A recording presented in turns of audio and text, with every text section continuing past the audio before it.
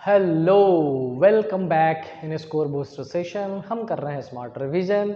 आज बड़े ही अच्छे शेर के साथ शुरू करूंगा। बाकी सारी बातों से पहले एक लाइन है कि मैं चलता हूँ अंधेरों में मगर उजालों की तरफ।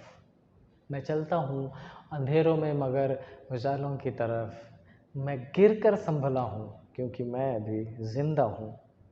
और वो मिले तो उसे कहना कि मैं अभी ज़िंदा हूँ। ये मैं अभी ज़िंदा हूँ इस पर्टिकुलर ये जो लाइन है इसका बेस है ये बताने के लिए कि हाँ ठीक है, मैं गिरा था बट उठ गया, चल रहा हूँ, अच्छा कर रहा हूँ, एवरीथिंग। मैं चलता हूँ अंधेरों में उजालों की तरफ। इसका मतलब डाउनफॉल आया था मेरा लाइफ में, ख़राब time, but now I am doing okay. Things are being settled. हो रहा है धीरे धीरे, एवरीथिंग इज गोइंग गुड। तो आपके लाइफ में भी अगर कुछ भी ऐसी चीज़ें आई हुई हो, वैसे आप अभी चूँकि पढ़ रहे हो तो क्या ही खास आ सकता है, लेकिन अगर कुछ खास ऐसी चीज़ें आई होंगी पर्सनल लाइफ में, इकोनॉमिकली कंडीशन में, तो छोड़िएगा मत चीज़ों को। मेरा एक बच्चा है, मैं नाम तो नहीं लेना चाहूँगा, लेकिन वो एक बार आया मेरे पास, सूरत ब्रांच में था, कि सर मुझे लगता है कि मुझे छोड़ देना चाहिए। मैंने कहा नहीं, this is not the right way to quit. Sir क्या करूँ? मैं कहा कुछ तो सोचो, अपने सर्वाइवल के लिए पहले कुछ सोचो और उसके बाद प्रिपरेशन पे अपन काम करेंगे। तो बेटा उसने न्यूज़पेपर बेचने का काम किया उस बच्चे ने, और अभी वो state bank of India clerk में पिछले 2 साल से जॉब कर रहा है एंड बहुत अच्छी ज़िंदगी जी रहा है। बहुत कम इंट्रैक्शन होती है, बट जब भी इंट्रैक्शन होती है बड़ा थैंकफुल रहता है बच्चा मेरे लिए। सो आपके लाइफ में भी कभी ऐसी ख़राब चीज़ें हैं तो क्विट मत करिएगा। मुझे नहीं पता, आपको नहीं पता कि आपका कौन सा हिट आपको बहुत शानदार कंडीशन में पहुंचा सकता है, राइट।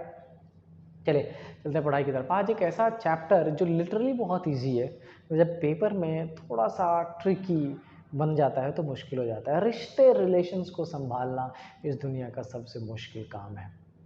अगर आप उसमें बहुत अच्छे हैं तो आप समझो आपने जंग जीत लिया है। अगर उसमें आप नाकामयाब हो गए तो बस आपकी ज़िंदगी 2 बातें सुनने के लिए बनी है। एक, जब से कुछ आ गया है इसके पास ये बदल सा गया है। दूसरा, अरे इसका मन ही नहीं होता, ये अपनी अपनी मतलब लाइफ स्टाइल में इतना ज़्यादा बिजी हो गया है कि कुछ और दिख ही नहीं रहा उसको, कुछ चीज़ें ऐसी। तो मैं बात कर रहा हूँ ब्लड रिलेशन की। जब पेपर में आता है, देखो एक्चुअल में होता तो बड़ा सिंपल है, लेकिन कई सारे टाइम कंज्यूमिंग होता है वो। और प्री में अगर आपको थोड़ा सा भी टाइम कंज्यूमिंग सेगमेंट मिल जाए तो दिमागी खराबी हिलने लग जाता है ना। चलिए कोशिश करते हैं सोल्यूशन करने का। देखिए क्या है, कितने परसेंट है, 8% है। और जनरेशन कितने हैं, 3 जनरेशन है, मतलब 3 जनरेशन है, 8% है। एंड एक चीज़ जो बड़ा इंपॉर्टेंट रोल प्लेगा, विद नो सिंगल पेरेंट्स। इसका मतलब जिसके मदर है फादर होंगे, जिसके फादर है मदर होंगे, दोनों ही ज़रूरी है। तो हमारे पास रेस्ट्रिक्टिव इन्फॉर्मेशन 3 है, 3 जनरेशन, ज़्यादा चौथा पाँचवा या दूसरे जनरेशन में नहीं रुकना है, पेरेंट्स दोनों होने चाहिए, और 8% है। क्या लिखा है, G is daughter in law of D. D की डॉटर इन लॉ का मतलब है कि डी का एक बेटा होगा और उसकी शादी जिससे भी, जैसे अगर आप मेल पर्सन है, आपकी जिससे शादी होगी वो लड़की आपके पापा या आपके मम्मी को डॉटर इन लॉ लगेगी। या अगर आप में फीमेल है तो आपकी जिससे शादी होगी उसके पेरेंट्स को आप डॉटर इन लॉ लगोगे। तो जी डॉटर इन लॉ है डी की। B has no daughter.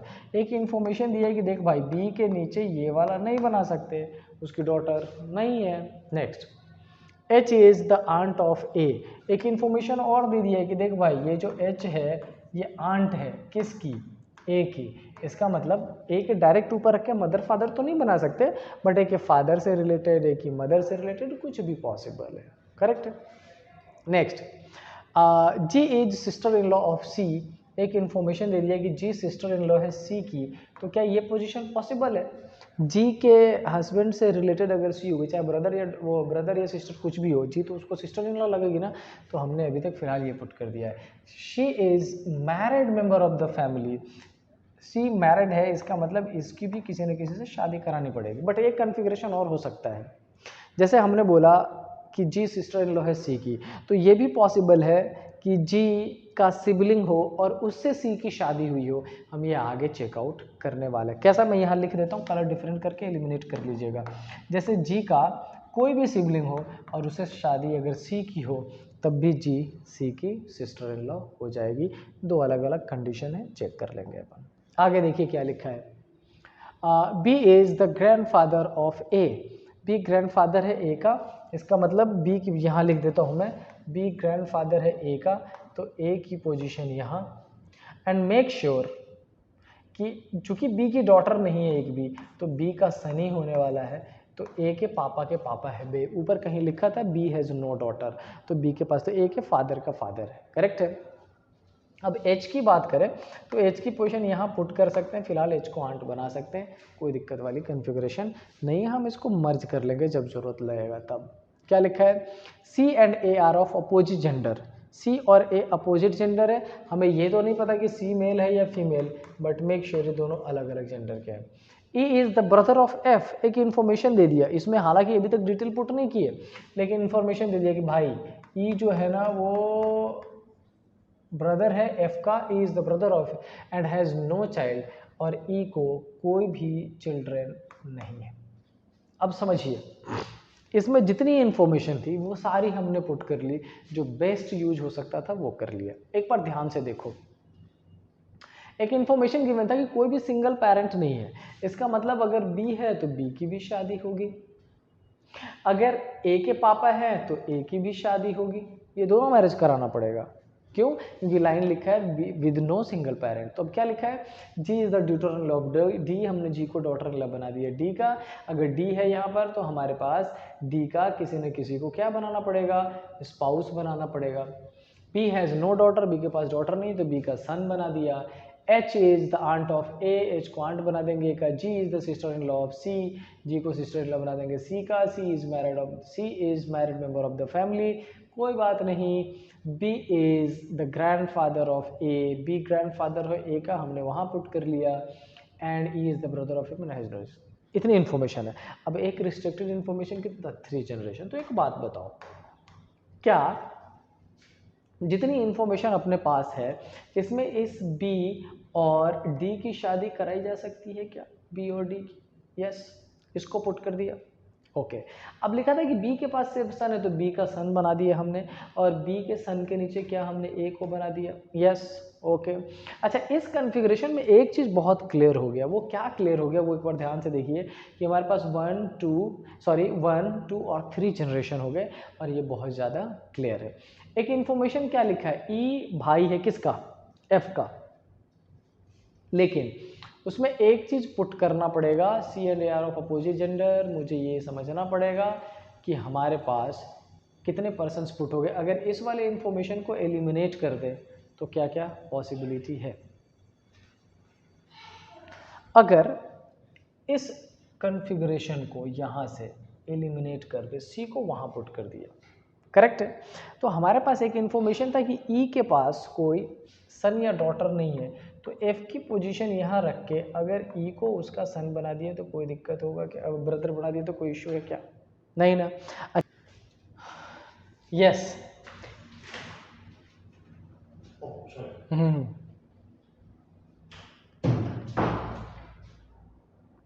तो हमारे पास जितनी डिटेल इन्फॉर्मेशन थी डेफिनेट हमने पुट कर रखा है, जो पॉजिटिव इन्फॉर्मेशन लेकिन हम इस पर्टिकुलर कॉन्फ़िगरेशन में पुट नहीं कर पा रहे, वो हमारे पास बच रहा। अब एकमात्र इन्फॉर्मेशन उन्होंने क्या लिखा है कि ये जो एच है ना वो आंट है ए की। अच्छा देखो, नंबर ऑफ पर्सन्स 8, 1 2 3 4 5 6 7 और 8, तो क्या ये पोजीशन एच की है, ठीक है। अच्छा, एच आंट है, क्या इसको फीमेल बनाना पड़ेगा, इसको फीमेल बना दिया, ये क्या हो जाएगा मेल, और अगर ये मेल बना दिया सी को तो ए को क्या बनाना पड़ेगा, female. So this is your configuration. तो समझिए, ब्लड रिलेशन लिटरली बड़ा सिंपल, बट कई बार टिपिकल तब हो जाता है जब हमारे पास टाइम कम होता है और प्रॉपर सॉल्यूशन उसका नहीं करोगे तो आपको एक जो पैसेज, हालांकि छोटा पैसेज होगा लेकिन उस एक पैसेज में 3 क्वेश्चन आपको मिलेगा, मिनिमम 2 तो मिलेगा ही मिलेगा। तो आपको बहुत ज़्यादा प्रैक्टिस की ज़रूरत है इस पर्टिकुलर सेगमेंट में भी। अब आपको जो फाइंड करना है रिलेशन फाइंड कर लोगे। चलते हैं नेक्स्ट क्वेश्चन पे, क्या लिखा है, there are in a family 3 generation and there are 8 members। फिर से वही ABCDEFGH। ओके, यहाँ से शुरू कर लेते हैं। क्या लिखा है, F is the sister of G। F को हमने क्या बना दिया, सिस्टर। G का जेंडर नहीं पता, A is the father of B, A के बारे में इंफॉर्मेशन है, ए फादर है बी का। C is the granddaughter of G, इसका मतलब सी की ये इंफॉर्मेशन है, जैसे पुट करा डायरेक्टली डाल रहा हूँ। B is the wife of D, ये बी की शादी किससे हो गई है, डी से, तो डी क्या हो जाएगा, male person. Okay, H is the brother of D, H इसका भाई है। E is the niece of H, H की नीस का क्या मतलब है, नीचे ई की पोजीशन और नीस मतलब फीमेल, नीस क्या भतीजी है, भांजी। Okay, A is the brother in law of F, के बारे में, ए के बारे में कह रहा है कि ब्रदर इन लॉ है एफ का, तो हमें इस दोनों को उठा के यहाँ पुट करना पड़ेगा। ए को ब्रदर इन लॉ बनाना है तो ए ब्रदर इन लॉ कैसा हो सकता है, जीजा हो सकता है, तो मतलब जी की शादी करा दें क्या, पॉसिबल है।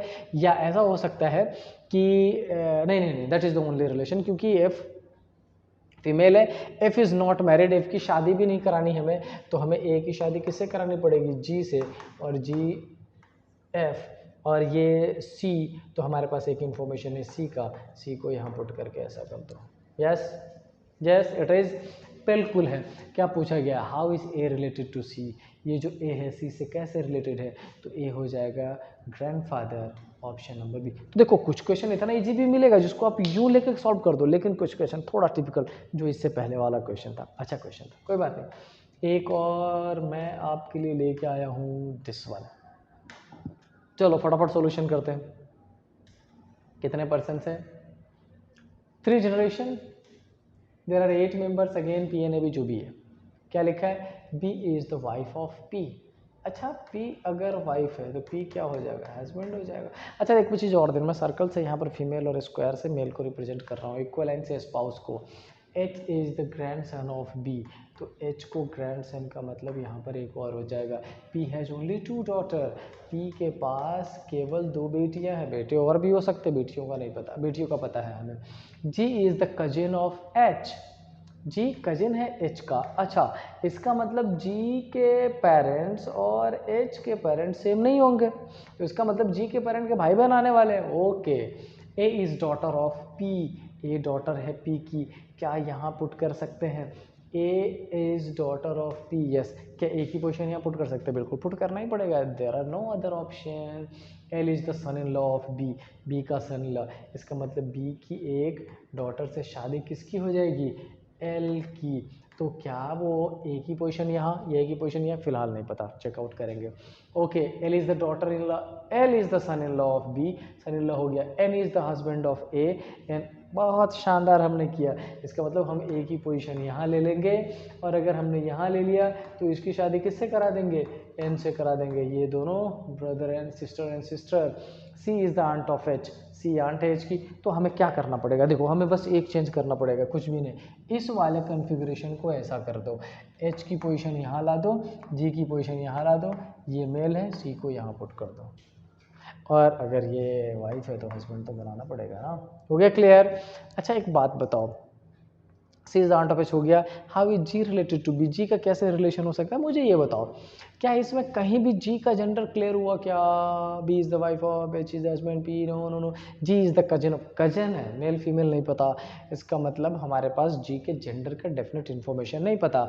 And how G related to B, तो जी ग्रैंडसन भी पॉसिबल है एंड ग्रैंड डॉटर भी पॉसिबल है, so answer should be cannot be determined.